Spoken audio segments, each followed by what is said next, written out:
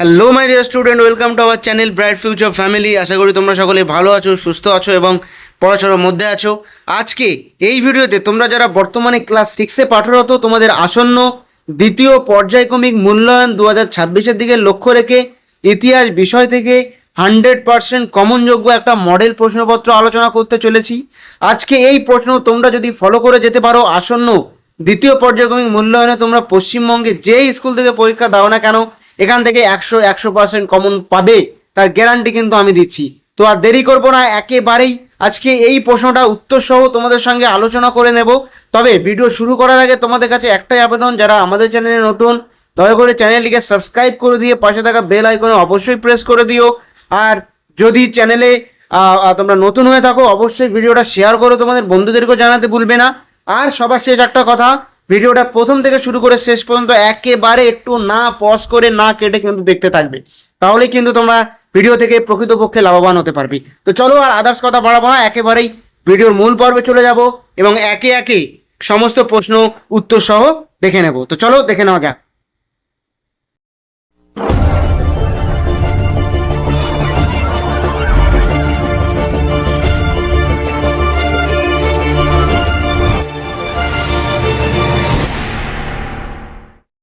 তো দেখতেই পাচ্ছ, একেবারে চলে এসেছি প্রশ্নের পেজে। দ্বিতীয় পর্যায়ক্রমিক মূল্যায়ন 2026, পূর্ণমান 50, সময় 1 ঘন্টা 30 মিনিট, শ্রেণী ষষ্ঠ। এরকমই তোমাদের প্রশ্ন দেওয়া থাকবে, প্রশ্ন এমনই লেখা থাকবে, তারপরে নাম, বিভাগ, নিজের রোল নাম্বার দেখবি। তো চলো এবার একে একে প্রশ্ন কেমন তোমাদের হবে সেটা দেখে নিই। প্রথমে তোমাদের যেটা থাকবে সেটা হলো এমসিকিউ, অর্থাৎ 3টি করে অপশান দেওয়া থাকবে। এখান থেকে কত মার্কসের উত্তর এমসিকিউ লিখতে হবে? 10 মার্কসে। তো চলো একে একে উত্তর সহ এমসিকিউগুলো এবার আমরা দেখে নিই। প্রথম প্রশ্ন কি আছে? গৌতম বুদ্ধ জন্মেছিলেন শাক্য বংশে, লিচ্ছবি বংশে, মৌর্য বংশে? উত্তর কি হবে? উত্তর হবে শাক্য বংশী। এবার চলে যাচ্ছি দ্বিতীয় দাগের প্রশ্ন, আদি বৈদিক যুগের ইতিহাস জানার প্রধান উপায়? উত্তর হবে কি? উত্তর হয়ে যাবে বেদ। এবার চলে যাচ্ছি 3-এর দাগে, সুর করে গানের মতো গাওয়া হতো? উত্তর হবে সামবেদ। 4-এর দাগে, ভারতীয় উপমহাদেশে সোনার মুদ্রা চালু করেন? উত্তর হবে কি? উত্তর হবে কনিষ্ক।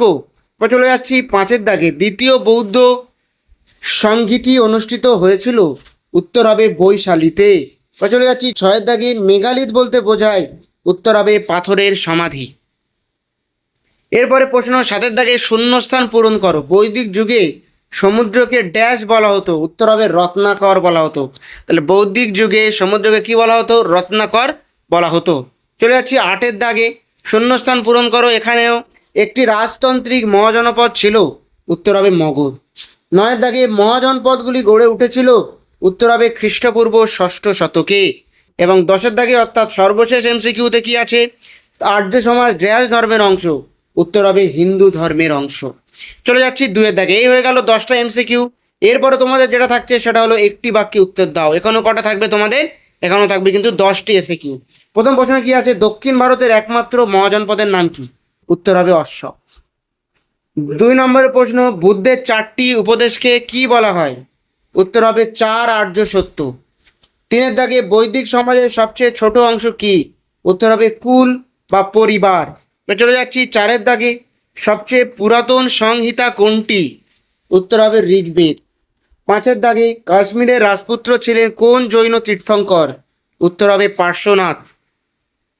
6-এর দাগে, মহাস্থানগড় কোথায় অবস্থিত? উত্তর হবে বগুড়া, বাংলাদেশ। চলে যাচ্ছি 7-এর দাগে, জৈন ধর্মের প্রচারককে কি বলা হয়? উত্তর হবে তীর্থঙ্কর। 8-এর দাগে, অশোকের পিতার নাম কি? উত্তর হবে বিন্দুসার। 9-এর দাগে, বৈশালীর আশেপাশে বসবাসকারী বজ্রীদের কি বলা হতো? লিচ্ছবি বলা হতো। 10-এর দাগে, পুরুষ সূক্ত কোন বেদে রয়েছে? উত্তর হবে ঋগ্বেদ। তো এই হয়ে গেল তোমাদের প্রথম যে শর্ট কোশ্চেন 20 মার্কসের, অর্থাৎ প্রথমে 10টি এমসিকিউ এবং তারপরে 10টি হলে গেল এসএকিউ। এরপর তোমাদের যেটা থাকবে, 2-3টি বাক্যে উত্তর দাও, অর্থাৎ 2 মার্কসের যে প্রশ্ন। এখান থেকে কটা লিখতে হবে তোমাদের? 4টি লিখতে হবে। দেওয়া থাকবে কটা? দেওয়া থাকবে তোমাদের 5টি। তো চলো একে একে এবার সেই প্রশ্নগুলো আমরা দেখে নিই। 3-এর একের প্রথম প্রশ্ন কি? কুষাণ কারা? তাদের শ্রেষ্ঠ রাজা কি? 2-এর দাগে, বেদের কয়টি অংশ ও কি কি? 3-এর দাগে, অষ্টাঙ্গিক মার্গ কি? অষ্টাঙ্গিক মার্গ কি? চলে যাচ্ছি 4-এর দাগে, ধর্মচক্র প্রবর্তন কাকে বলে? এবং 5-এর দাগে বৌদ্ধ ধর্মের ত্রিরত্ন কি? অর্থাৎ এখান থেকে তোমাদের 5টা দেওয়া আছে, এখান থেকে তোমাদের 4টে লিখতে হবে। অনেক স্কুলে কিন্তু এখানে 6টাও দেওয়া থাকতে পারে। তো এই হয়ে গেল মোটামুটি প্রথমে 1 মার্কস এবং তারপরে 2 মার্কসের প্রশ্ন। পরবর্তী 3 এবং 5 নম্বরের প্রশ্ন যাওয়ার আগে তোমাদের কাছে একটাই আবেদন, যারা আমাদের চ্যানেলে নতুন দয়া করে চ্যানেলটিকে সাবস্ক্রাইব করে দিই, পাশে থাকা বেল আইকনে অবশ্যই প্রেস করে দাও এরকমই ভিডিও প্রতিনিয়ত পাওয়ার জন্য। তো চলো এরপরে দেখে নিই আমরা 4-এর দাগে অর্থাৎ 3 মার্কসের যে প্রশ্নগুলো তোমাদের থাকবে। 3 মার্কসের প্রশ্ন তোমাদের কটা লিখতে হবে? 4টে লিখতে হবে। চলো দেখে নিই। 1, ষোড়শ মহাজনপদ সম্পর্কে যা জানো লেখো। ষোড়শ মহাজনপদ সম্পর্কে যা জানো লেখো। 2-এর দাগে শ্রেণী কাকে কেন বলা হয়? 3-এর দাগে টিকা লেখো চতুরাশ্রম। 4-এর দাগে হর্ষবর্ধন ও দ্বিতীয় পুলকেশীর যুদ্ধে ফল কি হয়েছিল? আর একবার দেখে নাও তোমরা ভালো করে, এটা যে 4টে প্রশ্ন এগুলোও কিন্তু একেবারে সাজেশন হিসেবে কাজ হবে। বা চলো 5-এর দাগে প্রশ্নটা দেখে নিই। যে কোনো 2টি প্রশ্নের উত্তর দাও। অর্থাৎ 5-এর দাগে তোমাদের যে প্রশ্ন হবে সেখানে তোমাদের দেওয়া থাকবে 4টি, লিখতে হবে কটা? 2টো, অর্থাৎ 2 5 10। চলো একে একে প্রশ্নগুলো দেখে নিই। 1, আর্যদের শিক্ষা ব্যবস্থা কীরূপ ছিল? 2, অশোকের ধর্ম ব্যাখ্যা করো।